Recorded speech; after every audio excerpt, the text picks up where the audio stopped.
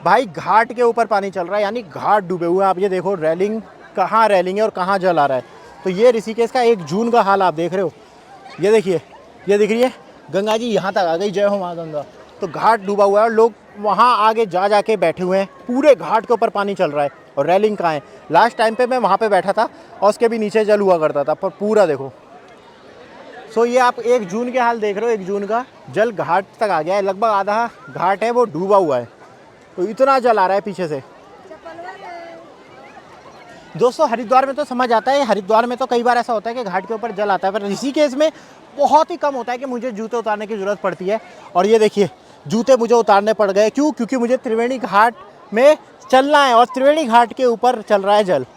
यहाँ देखो, ये जल चल रहा है पूरा घाट के ऊपर चल रहा है, जबकि एक्चुअल में यहाँ से पानी इसके नीचे ही रहता है। तो यहाँ पे मैं दिखाता हूँ, तो देख सकते हो आप जल कितना ज़्यादा है 1 जून के दिन ही। तो जय हो माँ गंगा। तो वही मिट्टी वाला जल आ रहा है और बिल्कुल रेत वगैरह बहुत ही ज़्यादा है। और अब ये दिन भर दिन बढ़ती जाएगी, क्योंकि अब तो और पहाड़ों पर बारिश शुरू हो चुकी है जो तेज़ होती रहती है। देखिए, तो लोग बहुत आनंद ले रहे हैं, अपना एंजॉय कर रहे हैं। बहुत लोगों को मज़ा आ रहा है, पर बहाव बहुत ज़्यादा तेज़ है। इसलिए मैं कह रहा बच्चों वगैरह का ध्यान आप रखें, क्योंकि बहुत ज़्यादा यहाँ पे आजकल केस हो रहे हैं कि लोग मस्ती में उतर जाते हैं, उसके बाद बहाव में बह रहे हैं। सो इन सब का बात का ध्यान रखें अगर आपको तैरना नहीं आता है तो। और बहुत बड़े आकार में यहाँ से गंगा जी देखो, आपको दिख रही होंगी। बहुत ज़्यादा प्रेशर के साथ चल रहा है जल, देखो। मैंने बताया ना कई कारण है। एक तो पहाड़ों पर बारिश होना, इसका कारण है कि लगातार जल आ रहा है। दूसरा कारण मैं आपको बताऊं, 1 महीने तक जो टिहरी डैम है उसका मेंटेनेंस का काम चल रहा है, वहाँ पे मरम्मत का काम चल रहा है। तो टिहरी डैम में जो पानी स्टोर हो रखा था उसको पानी को भी रिलीज़ करा जा रहा है, थोड़ा खाली करा जाएगा, जिससे वहाँ पे मेंटेनेंस और जो साफ़ सफाई के काम है वो होंगे। तो लगातार टिहरी डैम का भी जो पानी है वो यहाँ से जा रहा है। तो 15 दिन लगभग ऐसे हो चुके हैं जो लगातार हरिद्वार गंगा का जल स्तर, आप ऋषिकेश का देख रहे हो, जल स्तर बहुत बना हुआ है। ऐसा जल स्तर हमें जुलाई तक देखने को मिलता है। यही मैं आपको हरिद्वार में अपडेट के नाम पे बता रहा हूँ और यहाँ पे भी बता रहा हूँ। जब ऐसे घाटों के ऊपर ना, घाटों के ऊपर जल आता नहीं है, वो भी मई के मौसम में, जब ऐसी भयानक गर्मी पड़ रही है पूरे देश में और पानी और जलाशय सब सूख रहे हैं, तब ऋषिकेश के जो घाट है उनके ऊपर जल आपको देखने को मिल रहा है। एक तो 2 कारण है, एक तो तेज़ी से पिघलना ग्लेशियरों का कारण है, और एक कारण है जो बांधों की साफ़ सफाई हो रही है। तो जो बांधों में पानी है उन्हें छोड़ा जा रहा है, तो ये है कारण।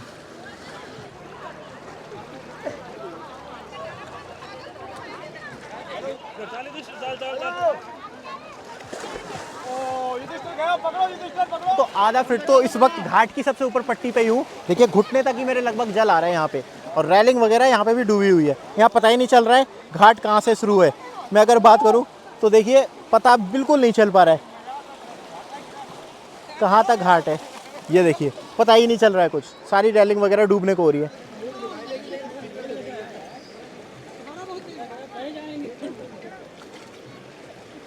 दोस्तों बिल्कुल भी मन नहीं कर रहा है ऐसे जाने का।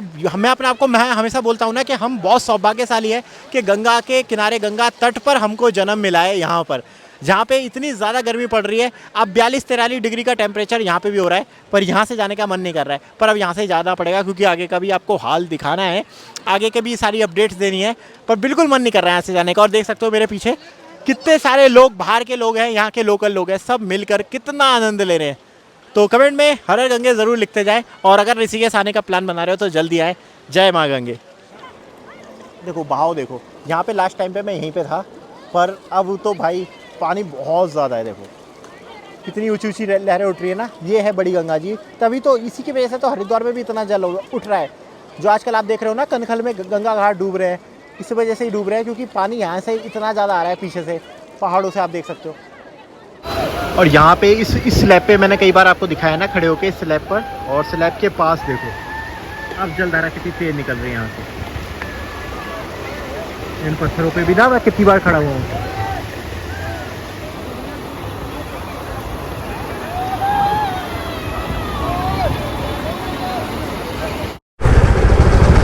अब दोस्तों हम गुजर रहे हैं जो हेमकुंड साहिब का मैनेजमेंट का गुरुद्वारा है ना, ये वाला गुरुद्वारे के आगे से ऋषिकेश में, और यही गुरुद्वारा है। जैसे हेमकुंड की यात्रा करता है तो ज़्यादातर श्रद्धालु यात्री यहीं पे रुकते हैं। पूरी जो हेमकुंड साहिब की यात्रा का मैनेजमेंट है वो यही गुरुद्वारा देखता है, देख के पढ़ सकते हो। और 25 मई से गुरुद्वारे खुल चुका है कपाट गुरुद्वारे के, तो देखो, तो अब गुरुद्वारे के यात्री भी यहीं से जाते हैं, यहाँ पे विश्राम लेते हैं और यहीं से निकलते हैं। देखो बड़ी संख्या में आपको दिख रहा होगा यहाँ पे भी आ रहे हैं और यहाँ से अपनी यात्रा आगे बढ़ाएंगे। और यहाँ से लेके पूरा लक्ष्मण झूला तक जाम ही जाम है।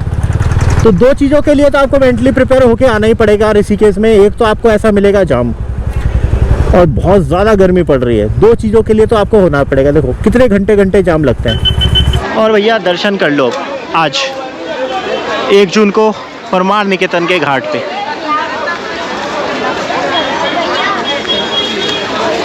ये है अंदर आश्रम, ये है हमारे बजरंगबली, और यहाँ पे ही है आपका आरती स्थल गंगा घाट।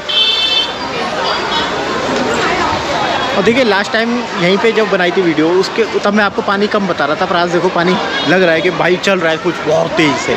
देखो और कितने लोग हैं यार, हर जगह बिल्कुल ऐसा लग रहा है जैसे मेला सा हो। ये देखो